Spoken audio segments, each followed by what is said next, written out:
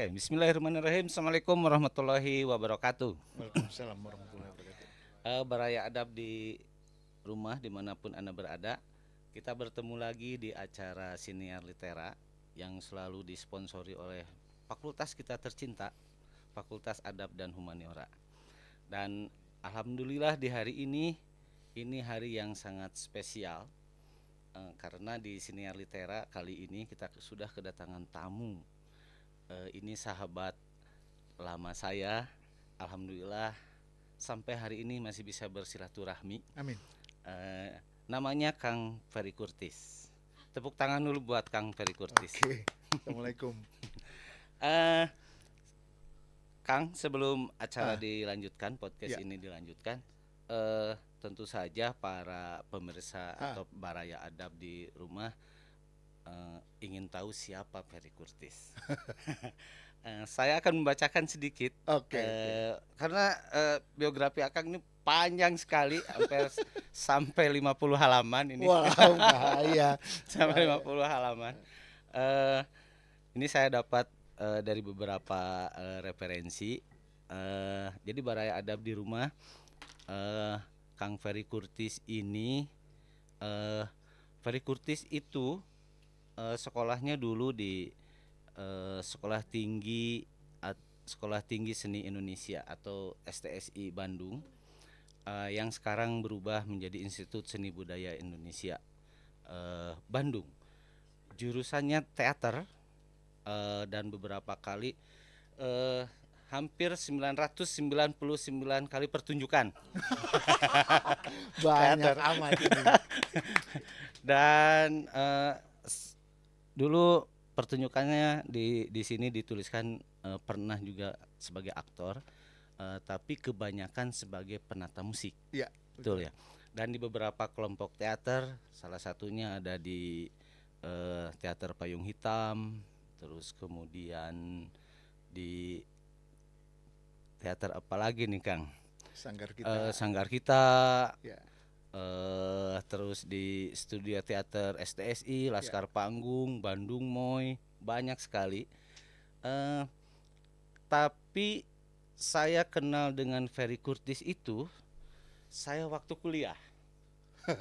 Betul. Jadi ini senior saya, guru saya. Waktu saya kuliah, saya mendengar Ferry Kurtis itu justru bukan sebagai aktor, Ya. tapi sebagai musisi. Oke. Waktu itu Kang Ferry saya masih ingat dan saya nonton kelompoknya masih figura kecil. Oh iya. Betul. Betul ya, masih Ya. figura kecil. Kalau nggak salah berdua Ah, dan lagu-lagunya yang selalu saya ingat itu Perempuan Gerimis. oh. Oke. Ya, Perempuan Ya, Gerimis ya. ya. Perempuan Gerimis. Ya, nanti di akhir apakah beliau akan nyanyi Perempuan Gerimis atau nggak tahu lah. Nanti lagunya apa. Nah, terus kemudian secara biografi saya masih berbicara masalah biografi Kang Ferry ini karena ini sangat menarik sebagai musisi. Musisinya musisi balada terkenalnya. Dan ini sangat menarik. Saya akan bacakan bahwasanya ini dari guru beliau nih ya, salah satu budayawan, yakni namanya Profesor Seni KM. Nah, guru bagi dirinya itu katanya Kang Ferry Kurtis itu sebagai penulis lirik dalam salah satu tulisan Profesor Seni KM itu menyatakan bahwa Ferry Kurtis adalah salah satu dari sedikit pemusik balada yang mempunyai interpretasi lirik dan lagu yang baik di Indonesia. Amin. Keren nih. Jadi tamu kita hari ini sangat spesial. Terus kemudian saya mengenal beliau terus menerus sebagai musisi dan sampai dikenal sebagai duta literasi karena literasi beliau itu lewat musik. Ya. Lewat musik ya Kang ya. Ada kejadian yang menarik. Waktu itu anak saya masih kelas 5 SD. Saya masih ingat hari Kamis tiba-tiba pulang dari sekolah bawa satu cari kertas. Hmm. Nah, lalu dia memperlihatkan kertas itu, Buya ini baca tadi adek nyanyiin ini di sekolah. Hmm. Pas saya baca ternyata liriknya Ferry Curtis yang Ayo Membaca. Iya, iya, iya. Dan Ayo Membaca itu ternyata dinyanyikan tiap hari Kamis di sekolah-sekolah. Keren sekali. Ya. Terima kasih sudah Sama-sama. mengajari anak saya untuk membaca sampai hari ini, Kang. Amin, Gitu. amin. Bermanfaat. Bermanfaat. Tentu saja banyak sekali biografinya. Makanya tadi sampai 50 halaman. Mungkin nanti Kang Ferry lebih inilah nanti memperkenalkan diri juga. Sebetulnya sosok beliau itu apa? Dan hari ini, Kang, Ya. kita akan berbicara terkait dengan sebagaimana tema yang sudah ditulis di poster. Kita akan berbicara terkait dengan musik dan sastra. Karena Akang juga tidak terlepas dari masalah kesusastraan, gitu ya. Yang mau saya tanyakan nih, Kang, irisan sastra dan musik itu kira-kira seperti apa? Irisan sastra dan musik. Oke. Ya, saya sebelumnya mengucapkan terima kasih sudah diundang ke podcast yang luar biasa. Kita bisa bersilaturahmi kembali dan kita ketemu teman-teman kru di sini yang baik-baik. Penuh senyum, mau tepuk tangan dulu dong, biar nggak tegang. Dan ya, irisan sastra dan musik. Sebetulnya yang ditulis oleh kita dalam lirik itu sudah masuk puisi. Cuman masalahnya masuk pada kualitas-kualitas yang masuk pada gambaran sastra atau tidak. Nah, sehingga kalau kita ditanyakan tentang sastra dan musik, ya hasilnya itu tadi, lagu itu yang paling nyata. Atau misalkan kerjasama antara seorang penyair dengan musisi seperti saya, lalu saya membuatkan lagunya dari syair itu, dari puisi itu, dan akhirnya dikenal luas sekarang ini yang namanya musikalisasi puisi. Betul. Saya mulai memusikalisasi puisi sekitar tahun 90-an. Ya, 90-an. Walaupun pada waktu itu saya nggak tahu itu namanya musikalisasi puisi. Udah berabad-abad, Kang. Iya, sangat berabad-abad. 30-an lebih ya. 30-an lebih. Jadi musikalisasi puisi itu pun mulai terkenal ketika mahasiswa UI memusikalisasi puisinya seperti Djoko Damono. Hujan Bulan Juni itu. Maka di situ mulai merambat ke kegiatan-kegiatan kampus lain dan mulailah musikalisasi puisi dikenal. Jadi setelah Hujan Bulan Juni. Dan Ari Reda itu ya? Iya. Dan sebelumnya itu tidak dikenal tentang istilah musikalisasi puisi. Walaupun pada saat sekarang pun bahwa musikalisasi puisi tidak ada yang namanya sebuah aturan yang baku tentang musikalisasi puisi. Tapi yang populer dilakukan adalah bagaimana membuat lagu dari puisi. Dan saya sendiri pada waktu itu lalu ada media yang menulis tentang saya.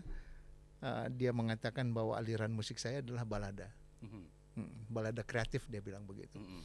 Tapi saya sendiri nggak tahu apakah jenis lagu saya ballad atau apa. Yang untuk saya menyanyi itu adalah bagian dari penjewatahan dari apa yang saya lihat, apa yang saya pikirkan, dan apa yang saya ingin sampaikan pada publik. Nah, posisi syair sendiri untuk saya menjadi syiar untuk melakukan sebuah kebaikan. Walaupun misalkan tidak terlalu melulu yang sangat agamais ya, tapi menurut saya adalah bagaimana si pesan itu bisa diterima oleh banyak orang. Kurang lebih begitu, Kang. Oh gitu ya. Jadi artinya bahwa keduanya saling membutuhkan, simbiosis mutualisme. Mereka melakukan pernikahan musik dan syair itu. Musik dan syair itu. Keren. Betul. Dan kenapa Akang memilih jalur musik itu gitu. Saya selalu menyukai beberapa orang atau tokoh musisi yang lagunya bagus, cara menyanyikannya bagus, liriknya bagus, musiknya bagus. Saya mengagumi itu. Jadi saya pun tidak bicara tentang bahwa saya suka menyukai genre ini gitu. Jadi kalaupun misalkan lagu apapun yang orang menyanyikannya baik, musiknya baik, penampilannya baik, saya menyukai. Nah, kenapa saya memilih lagu itu saya nggak tahu. Tapi yang untuk saya, yang saya pahami adalah yaitu tadi, bagaimana saya menjewahkan apa yang saya pikirkan. Karena untuk saya lirik bukan hanya sekedar orang untuk mengungkapkan perasaan. Betul. Tapi lirik juga harus punya gagasan untuk kita pikirkan. Dan ternyata beberapa tahun kemudian akhirnya lirik-lirik yang saya buat itu menjadi kelas inspirasi yang saya buat. Nah, jadi semua semua bab-bab tema-tema yang saya angkat di dalam kelas inspirasi semuanya ngambil dari lirik lagu yang saya buat. Oke. Nah ini kerennya ya Baraya Adab, bahwa musik-musik yang ditampilkan oleh Kang Ferry Curtis ini itu selalu menjadi inspirasi. Itu kata kunci yang sangat menarik bagi saya. Artinya bahwa Kang Ferry ini ketika memilih atau memilah lirik itu kan tidak sembarangan, tidak sembarangan. Apalagi misalnya tadi lirik yang diambil dari puisi para penyair misalnya, atau bisa jadi lirik yang ditulis oleh Akang sendiri. Gimana itu Kang caranya untuk memilah bahwa ini lirik yang keren dan ini akan menjadi inspiratif? Atau misalnya Akang buat lirik ini biar inspiratif. Gimana itu? Sebetulnya sih nggak neko-neko juga ya, nggak neko-neko juga. Puisi yang pertama saya taklukkan itu karya Profesor Senika M, yang judulnya Rumah Cermin. Dan saya waktu itu membaca bahwa jika posisi kita, waktu itu kan saya masih kuliah ya, posisi kita sebagai mahasiswa dengan pikiran yang sama, maka hasilnya juga akan sama. Ketika kita melakukan tindakan yang sama, juga hasilnya akan sama. Saya masih ingat di luar kepala itu puisi Rumah Cermin itu. Kenapa saya melakukan atau membuat musikalisasi puisi dari Rumah Cermin? Bukan pertama karena beliau adalah dosen saya, orang yang dekat saya, yang dia memperhatikan betul karya saya. Tetapi saya melihat bahwa kejadian bangsa ini pada kelak 20-30 tahun ke depan itu akan hampir sama dengan sekarang kejadiannya. Misalkan dia bilang begini, sebuah rumah cermin dan kita terperangkap di dalamnya, sosok dan wajah pecah, bertabur dalam bingkai dan warna beribu kaca, janganlah bertanya karena kata-kata pun berubah arti, layu bagai bunga. Layu dan pucat bibirmu pada suatu kali, walau satu-satunya bentuk yang dapat kuhayati dalam kemayan semesta, antara mimpi dan kenyataan, dua kerajaan yang sama-sama menolak kehadiran kita. Cetak biru kemanusiaan telah lama ditelan bubuk, bersama buku dongeng kanak-kanak, beginilah kita sekarang, wajah yang berubah bentuk dengan bayang-bayangnya dalam rumah cermin, tempat kita terperangkap di dalamnya. Buset, lirik yang sangat keren. Ya. Itu dari Senika M. Karena pada saatnya sekarang ternyata posisi kita ada di situ. Dan waktu itu akan melihat seperti itu posisi. Ya, saya ketika saya membuat lagu, ketika saya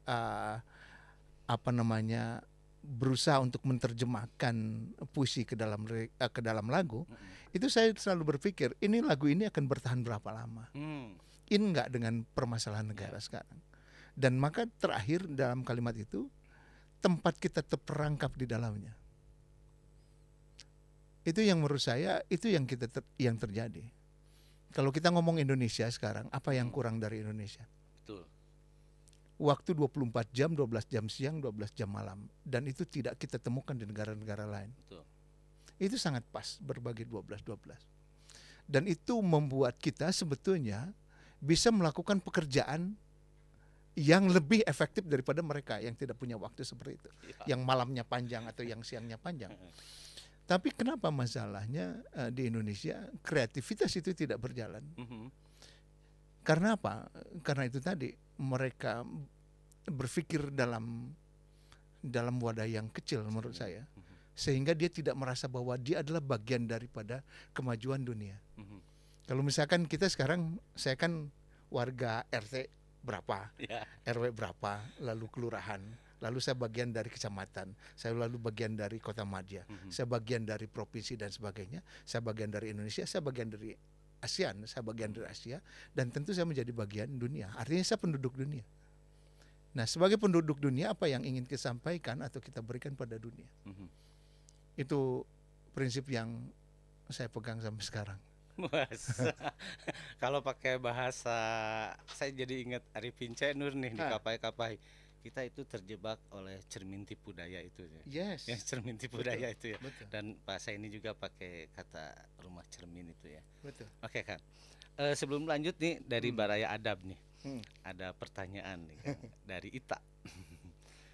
Apa saja Kang katanya keseruan dan keluh kesahnya selama menjadi musisi balada?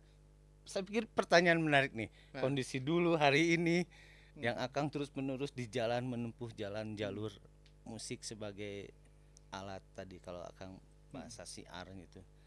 Gimana katanya itu? Ya, kalau saya sih lebih banyak senangnya ya. Oke. Saya lebih banyak menangkap dan menerima berkahnya dari karya itu.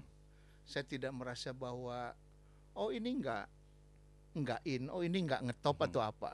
Karena bukan itu untuk saya, bukan misalkan sejauh mana kita dikenal, tapi sejauh mana kebermanfaatan karya kita.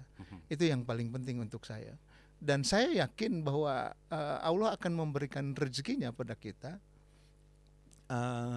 pada setiap manusia, gitu. Apalagi kalau kita melakukan kebaikan. Tapi untuk saya pun itu kebaikan itu juga biasa, karena memang kita harus memang berbuat baik.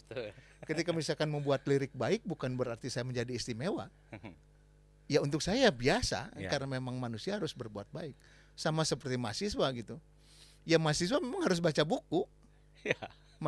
Mahasiswa harus melakukan kegiatan gitu. Maaf potong dulu Kang. Dengerin nih. Dengerin nih. Mahasiswa harus baca buku. Karena mahasiswa harus baca buku, mahasiswa harus meningkatkan kepekaan, mahasiswa harus meningkatkan keterampilan. Betul. Bukan misalkan saya kuliah karena misalkan temen gue juga kuliah. Bukan itu. Pertanyaannya kenapa gue kuliah dan setelah kuliah gue mau ngapain? Nah, inilah yang harus menurut saya dipikirkan oleh mahasiswa. Karena apa? Ada jutaan penduduk di Indonesia yang tidak mengecap pendidikan sampai perguruan tinggi. Dan yang ngenesnya di kita ya hanya 11% mahasiswa yang membaca buku. Jadi kalau kita misalkan ngomong bahwa Indonesia akan maju ke depan dan sebagainya, cermin yang tadi rumah cermin itu. Cermin terjebak. Iya, kita terjebak dalam sesuatu yang in, yang ngetop, yang orang lain juga pakai. Saya bukan berarti juga pada waktu itu saya tidak menyukai, ingin juga menyanyikan lagu rock, misalkan lagu pop dan sebagainya. Tapi saya pada saat itu saya punya kesadaran bahwa apa yang saya inginkan dengan apa yang saya butuhkan, atau apa yang mereka inginkan dan apa yang mereka butuhkan, itu harus benar-benar. Karena apa? Kalau misalkan yang saya inginkan, saya bisa menghantam apapun karena keinginan saya untuk itu. Tapi bahwa apakah itu dibutuhkan atau tidak, itu menjadi nomor sekian ya. Jadi akhirnya kita harus meraba diri kembali. Nah, memahami itu menurut saya bahwa kebutuhan mahasiswa adalah belajar dan belajar. Bukan berarti tidak harus kritis. Justru dari belajar dan belajar, membaca buku dan baca buku akan timbul kekritisan itu yang tidak sama kritisnya dengan mahasiswa lain. Dan dalam konteks itu pada akhirnya lirik-lirik Akang juga nih, akhirnya muncul untuk apa ya namanya, sebagai lirik inspiratif biar masyarakat yang terjebak itu untuk saya punya lirik judulnya Bunga Harapan. Saya bilang begini, kayuhlah kayuh bunga harapan, tebarkan jala, raih bintang-bintang. Hidup memang mendaki, perlukan tenaga. Jangan kau buang dengan percuma. Susuri jejak yang engkau pijak. Susuri jejak yang kau pijak. Apalagi ya, saya lupa. Harus pakai gitar kayaknya ini. Lalu yang paling penting menurut saya itu tadi pesannya adalah hidup memang benar perlukan tenaga. Jangan kau buang dengan percuma. Susurijak yang kupijak, rangkaikan nada melodi berjiwa. Hari ini gelap, esok pastikan terang. Merangkai harapan adalah semangat. Hidup hanya sekali dan harus berarti. Tinggalkanlah jejak yang harum mewangi sepanjang mentari, sepanjang nafas. Hidup ini indah. Hidup ini indah. Nah, dengerin Diwan. Ini para mahasiswa ini harus benar-benar ini harus berarti ini sebagai mahasiswa. Jangan kalau tadi pakai istilah kata Kang Ferry itu jangan terjebak di rumah cermin atau cermin tipu daya kalau pakai Arifin Cek Nur itu atau dari liriknya Kang Ferry tadi, karena meskipun hidup mendaki ini tapi tetap harus membuat nada-nada yang indah gitu ya. Iya, hidup hidup mendaki perlukan tenaga. Jadi nggak mungkin orang sukses nggak kerja keras gitu loh. Itu kan aneh gitu loh. Kan kalau misalkan ada orang lu pengen sukses, lu pengen kaya, lu pengen sukses tapi lu rebahan gitu kan. Iya, logikanya ya nggak gitu juga gitu kan. Dan jangan jadi juga generasi 30 detik. Yes. Orang tahu 30 detik baca berita, dia baca berita, melihat berita merasa dirinya paling tahu. Itu kan yang paling bahaya.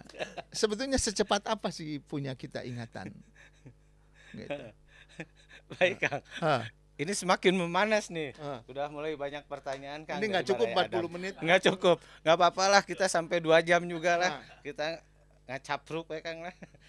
Ini katanya dari Abid. Menurut Kang Ferry, nama-nama besar seperti Bob Dylan atau Joan Baez itu sejauh apa sih elemen musikal dalam folk song mereka memengaruhi cara cerita disampaikan dibandingkan dengan sastra tertulis? Oke. Ya.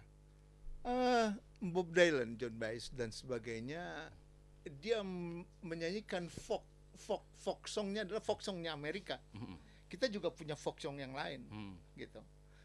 Maka saya suatu hari pernah menonton sebuah pertunjukan dan itu adalah pertunjukan folk dan folk ballad gitu. Dan nggak ada folk dan nggak ada balladnya. Nah, orang-orang seperti Dylan dan sebagainya, dia bukan hanya mencintai Amerikanya gitu, tanah kelahirannya, tapi dia juga memberikan inspirasi untuk Amerika. Dia bertutur gitu kan dengan kesadaran dirinya bahwa apa yang dia lihat sekelilingnya. Sekarang orang sangat mudah sekali mengatakan bahwa saya adalah penyanyi balada. Tapi dia diam di rumah terus. Penyanyi balada harus jalan-jalan, harus banyak interaksi, ketemu orang dan sebagainya. Menjelajahi Indonesia yang sangat luar biasa ini. Dan yang terutama kalau misalkan kita dikaitkan dengan sastra dan paham dengan kesusastraan kita. Betul. Kalau menuliskan lagu dalam bahasa Inggris, kita tidak akan pernah punya aturan AA, BB dan sebagainya. Kita enak sekali ngomong dalam bahasa Inggris itu enak. Tapi ketika dia suruh nulis dalam bahasa Indonesia, nggak bisa. Saya tadi chattingan dengan seseorang yang dia mengatakan bahwa dia adalah seorang musisi dan ternyata dia hanya satu membuat lagu dengan bahasa Indonesia, lainnya bahasa Inggris. Karena dia merasa bahwa membuat lagu dalam lirik bahasa Indonesia sulit sekali. Ya. Dan sebetulnya kalau misalnya menulis dalam bahasa Indonesia, itu yang akan menjadi tadi identitas kecintaan kita pada Indonesia. Ya. Satunya.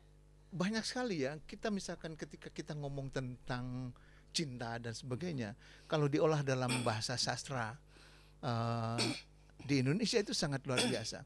Saya punya lagu yang Perempuan Masa Lalu. Nah, dengerin nih beradab ya, ini Perempuan Masa Lalu nih. Pada intinya di dalam pesan yang saya inginkan, bukan pesan ya, yang ingin saya kabarkan tentang si perempuan itu adalah bahwa saya adalah begitu sangat kehilangan oleh dirinya dan tidak bisa tergantikan posisinya untuk saya. Pesannya kan hanya itu. Tapi ketika kita merangkai kata dengan banyak metafor dan sebagainya, itu menjadi indah. Misalkan saya kasih contoh seperti ini. Engkau yang pergi dengan gerimis membawa luka di jantungku. Nah, dari kalimat yang itu saja itu sudah menohok. Engkau yang pergi dengan gerimis membawa luka di jantungku, mendekap pilu tak terperikan tiada jawaban. Aku yang gontai menanggung sesal sepanjang beban perjalanan, tak kutemukan bulan yang hilang redup sepanjang zaman. Aku ingin ada di dekatmu kalau engkau rapuh dan terjatuh, memberikan separuh nafasku di sisa air hidupku. Perempuan masa lalu yang mengganggu tidurku, terpatri di kanvas hatiku, membenam rindu tiada berlagu, engkau berlalu. Perempuan masa lalu. Buset. Jadi ya sebetulnya pengolahan kata menurut saya juga kita tidak bisa dapatkan secara instan dalam 30 detik. Iya. Kita harus membaca buku, kita memahami kenangannya, lalu kita memahami peristiwanya. Intinya apa sih yang disampaikan oleh lirik itu? Selain hanya kenangan, tapi keindahan kalimat itu. Kalimat yang pertama saja sudah menonjok. Engkau yang pergi dengan gerimis membawa luka di jantungku. Langsung membawa luka di intinya. Karena detak itu. Kenapa nggak di hatiku? Ya. Kenapa nggak di kepalaku? Kenapa nggak di mataku? Gitu. Tapi membawa luka di jantungku. Dan si lirik-lirik itu yang nantinya yang membuat bahwa para pendengar atau pembaca lirik tersebut yang tadi kata Akang itu yang nantinya yang akan membuat si kalimat itu menjadi inspiratif bagi. Jadi artinya itu harus bagus gitulah ya, tidak sekedar lirik gitu Kang ya. Iya.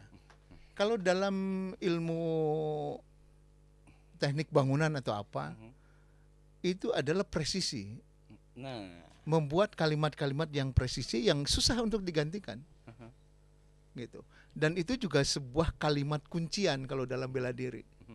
Jadi sekali dua tindak, dak orang sudah jatuh. Kalau kita misalkan mau menggambarkan yang kita ulang tadi, engkau yang pergi dengan gerimis membuat luka di jantungku, saya yakin bahwa pendengar punya persepsi yang lain tentang itu. betul. Tetapi intinya adalah bahwa dia ada begitu sangat kehilangan oleh perempuan itu. Iya, intinya itu. Kan gitu.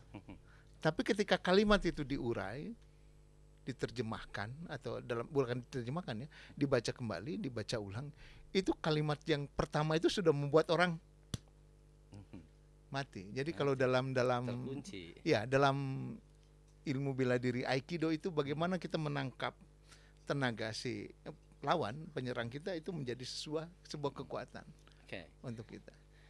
Oke Kak. Nah, gini. Akang tadi memang misalnya membuat lirik yang inspiratif itu saya tangkap bahwa Akang sebagai musisi artinya pengalaman tuh sangat banyak. Nah, kira-kira nih Kang, dengan kondisi hari ini generasi Z misalnya di tengah teknologi yang semakin canggih dan lain sebagainya, kira-kira masih berpeluang tidak untuk membuat misalnya lirik yang semendalam itu? Kalau kita misalkan lihat tradisi Jepang, China dan sebagainya, misalkan dari yang orang-orang atau negara-negara Asia yang maju, mereka punya patokan kebudayaan yang tinggi. Oke. Mereka tidak tercerabut dari akarnya, gitu. Jadi kalau misalkan kita ini menjadi negara yang tongki, ketika kalah kita ngomong tentang tradisi, kita ngomong maaf ya kita balik ke agama misalkan dan sebagainya. Padahal dalam hidup mengajarkan ada 3 hal yang harus kita ketahui. Bagaimana mengetahui kebaikan, mencintai kebaikan, dan melakukan kebaikan. 3 hal itu kalau kita pahami bahwa membuat hal-hal baik itu sebetulnya biasa. Tapi karena kita banyak yang tidak baik, ketika orang membuat sesuatu yang baik itu menjadi sesuatu yang luar biasa. Padahal itu biasa. Gitu. Dan ketika mereka menciptakan misalkan sesuatu karya, baik itu teknologi dan sebagainya, mereka selalu dikaitkan dengan tradisi mereka. Misalkan ada misalkan mobil atau apa yang namanya samurai misalkan, atau apalah misalkan. Mereka punya keterkaitan dengan tradisi yang kuat, filosofi tradisi yang kuat. Nah, kita ini meninggalkan tradisi itu tanpa kita membaca. Nah, gitu. Nah, akhirnya kita menjadi orang-orang yang ada di persimpangan. Jadi mundur salah, maju juga nggak tahu mau kemana tujuannya. Akhirnya resiko menjadi generasi pengekor, ya begitu. Kita tidak bisa terus-menerus melakukan itu. Justru menurut saya adalah mahasiswa harus melakukan sesuatu yang membuat membuat perubahan yang menurut saya harus dilakukan sejak dini. Bukan misalkan tiba-tiba melakukan perubahan, ya nggak bisa juga. Gitu. Tapi perlahan-lahan pun ya kita juga ketinggalan juga, masih ketinggalan. Tapi ya memang harus melakukan. Oke, Kang. Oke, baik, Baraya Adab ya. Ini masih ada pertanyaan lagi. Ada pertanyaan lagi. Oke. Dari Raffianti, Kang. Katanya, apa lirik dan aransemen yang paling rumit di antara lagu yang maaf Bapak buat?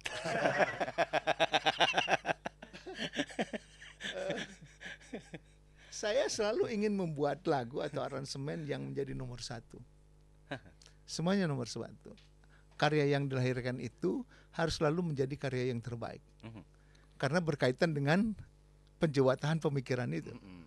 Jadi semua punya keruwetan tersendiri. Tapi itu kerennya bahwa sesuatu yang ribet itu ketika didengarkan menjadi simple. Nah, kesimpulan itu sebetulnya hasil dari upaya kita untuk mencari sesuatu yang menjadi sangat jadi begini gitu. Kayak misalkan kita ngomong HP ya. Ini kan terjadi teknologinya sangat luar biasa, tapi jadi bentuknya seperti ini. Tapi untuk menjadi bentuk seperti ini kebayang prosesnya. Gitu. Nah, sama kayak misalkan lagu, musik, aransemen, untuk saya sih punya kerumutan tersendiri. Tetapi kalau dalam musik balada yang saya ini ya, karena bisa jadi bertentangan dengan faham balada yang lain. Musik itu ada di latar liriknya. Jadi liriknya itu yang di depan. Tapi bukan berarti musik itu tidak punya peran. Justru perannya sangat kuat. Tetapi ketika ditampilkan, ketika sudah jadi itu, musik itu menjadi latar dari penegasan si lirik. Si lirik itu. Karena ballad itulah di situ kekuatan liriknya. Misalkan seperti lagu Cinta yang tadi. Kekuatan liriknya di situ. Nah, musik pun tiba-tiba tidak secara tiba-tiba mengambil semua makna lirik di situ. Kayak misalkan musik teater, kalau misalkan saya agak jauh ya sedikit tentang pertunjukan teater. Kalau Anda melakukan sebuah pagelaran 3 hari berturut-turut, jangan salah, emosinya berbeda si aktor. Betul. Satu hari yang pertama mungkin dia kuat, kedua dia agak lemah, ketiga bisa jadi kuat. Karena apa? Bergantung apa yang dia makan ya ingat. Bergantung apa yang dia makan, yang dia pikirkan, dan bergantung dari berapa lama dia istirahat. Karena situasinya akan berbeda. Maka ketika misalkan saya menjadi pemusik teater, saya menangani musiknya, ketika hari pertama mungkin itu nggak usah pakai musik.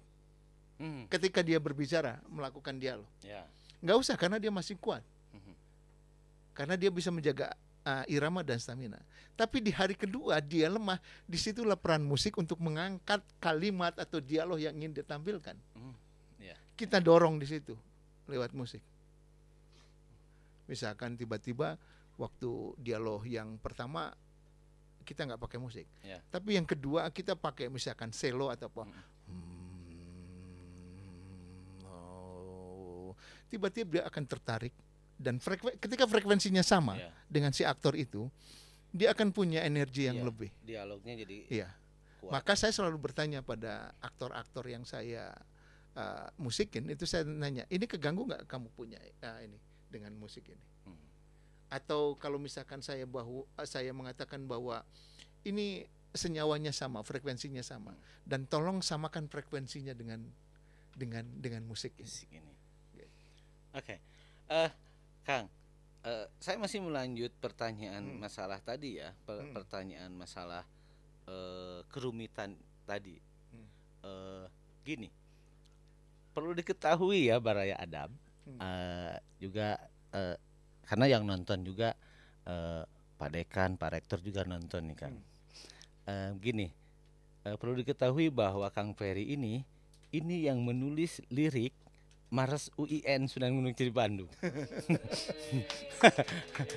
Dan juga yang menulis lirik Purna Bakti. Jadi kalau misalnya ada dosen atau pejabat yang mau pensiun, nah lagunya juga dibuatnya oleh beliau. Nah, beliau ini keren sekali. Nah, ini artinya Kang bahwa lagu itu dibuat untuk kampus, gitu kan? Gimana tuh caranya Kang gitu? Kok bisa ketika saya dengarkan tadi Marsnya misalnya, terus yang kayak saya sebagai misalnya yang memang staf pengajar di sini, ketika pas dengar Mars UIN-nya gue banget gitu. Maksudnya, ini UIN banget gitu. Karena saya di sini, jadi artinya bahwa si lirik itu yang akan buat justru mewakili saya sebagai staf pengajar di sini. Kok bisa kayak gitu? Iya, pertama interpretasi, lalu kita juga membuat sebuah apa yang namanya, misalnya gini, Akang jarah dulu ke Sunan Gunung Jati gitu. Karena ini namanya Sunan Gunung Jati. Iya, pertama memang kita harus membaca tentang itu, siapa Sunan Gunung Jati. Lalu saya juga berkeliling ke kampus, bagaimana misalkan dinamika kampusnya dan sebagainya. Karena yang saya buat juga bukan hanya satu perguruan tinggi. Iya, nah itu. Iya, bahkan sinergi BUMN juga saya yang bikin juga, ada beberapa gitu. Jadi kita memahami dulu. Kalau saya misalkan mengenal Benny Bunyamin misalkan, saya harus memahami itu. Oh, Benny Bunyamin kesukaannya apa, yang tidak suka apa, hobinya apa dan sebagainya, gitu. Lalu latar belakangnya harus tahu dulu, baru atmosfernya kita bisa dapat.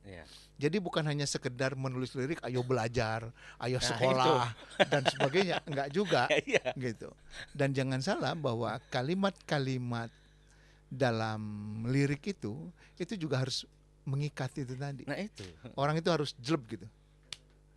Betul. Gitu. Jadi enggak kayak misalkan saya bikin lagu sinergi BUMN, saya harus tahu BUMN mana yang maju, lalu BUMN mana yang ketinggalan, BUMN mana yang rapih, BUMN mana yang apa namanya berantakan. Bisa juga lah, saya nggak bilang. Ya, nah di situ apa sih yang kalimat itulah yang harus kita sampaikan. Kenapa harus ada BUMN? BUMN itu untuk apa? Dan orang BUMN itu pun juga harus menyadari bahwa tugasnya adalah ini. Sama dengan misalkan UIN Sunan Gunung Jati, misalkan UIN Sunan Gunung Jati, lalu perpisahannya itu juga harus dirasakan gitu. Jadi atmosfernya kena, walaupun misalkan temanya sama sebetulnya. Tapi atmosfernya itu yang bikin beda. Oke, Baraya Adab. Jadi itu ya jawabannya. Jadi tidak bisa hanya sekedar lihat sebentar, tapi tetap meskipun misalnya Kang Ferry ini bukan warga UIN misalnya dalam tanda petik, warga Kang, soalnya udah membuat lirik itu.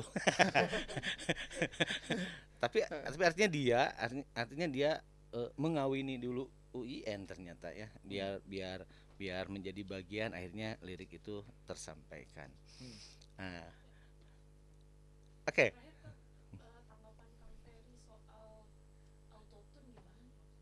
Oh iya benar. Tadi sedikit dibahas nih di luar. Autotune gimana nih Kang? Ya, kita juga harus memahami bahwa zaman berbeda. Lalu daya nalar juga berbeda. Tapi yang harus dipahami adalah kesejatian. Sebagai bangsa, sebagai seorang pembelajar, apa yang harus dilakukan. Saya pernah menulis lagu tentang kita dan kerja. Kita kerja karena kita ada. Kita ada karena kita kerja. Lakukan yang terbaik selagi engkau bisa, lakukan yang terbaik selagi engkau ada. Banyak memberi, banyak menerima, banyak yang kau curi, pasti ada yang tercuri. Artinya bahwa kita dilahirkan untuk bekerja. kita dilahirkan, apalagi kalau kita ngomong sebagai khalifah di bumi ini dan sebagainya, berat. Jadi memang kita dilahirkan untuk berguna. Maka banyak manusia-manusia sombong yang mengatakan bahwa kita adalah manusia yang paling sempurna di bumi ini. Kita nggak malu kalau kita nggak bikin apa-apa. Apalagi buat negara ini ya. Iya, ya saya kalau misalkan takutnya agak terlewat bahwa saya juga menulis lagu tentang literasi ya. Iya. Tahun 2001 saya sudah menulis lagu literasi dalam konser-konser saya. Lalu tahun 2016 negara baru mencanangkan gerakan literasi. Tetapi di tahun-tahun sebelumnya itu saya melakukan membuat sebuah gerakan membaca di Indonesia bagian timur. Ya, 2016 itu negara baru mencanangkan gerakan literasi, dan 2019 baru negara menggunakan lagu saya lewat Perpusnas. Ya. Jaraknya berapa lama? Keren. Keren. Baik, Kang. Ini waktu nih udah ini sebagai part 1. Iya, jadi makanya saya mau bilang ke Baraya Adab, saya tidak akan menyimpulkan sama sekali pembicaraan ini karena nanti ada episode 2 dengan Kang Ferry Kurtis. Tapi sebelum saya tutup Siniar Litera ini, closing statement plus silahkan untuk, mudah-mudahan Akang berkenan untuk bernyanyi. Sebelumnya saya tutup dulu ya. Nanti Baraya Adab ya. Assalamualaikum warahmatullahi wabarakatuh dari saya. Terima kasih. Kita dengarkan Kang Ferry Kurtis. Ada lagu yang saya tulis judulnya Jangan Berhenti Membaca. Jadi closing statementnya ada di lagu ini. Di lagu ini. Oke, sip.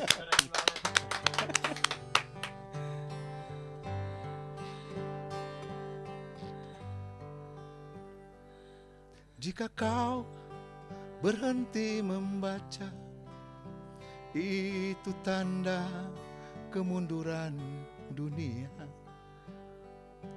Jika engkau berhenti menulis, ilmu pengetahuan terhenti.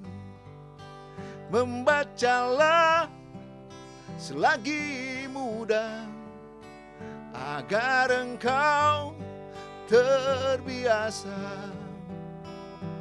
Kelak nanti bertumbuh dewasa, dapat berperan membangun bangsa yang maju, bangsa pembaca lebih sempurna, menuliskannya juga berbagi ilmu.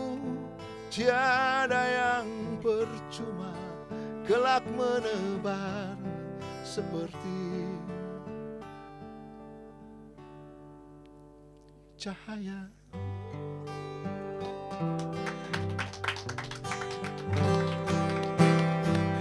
Oke, Keren.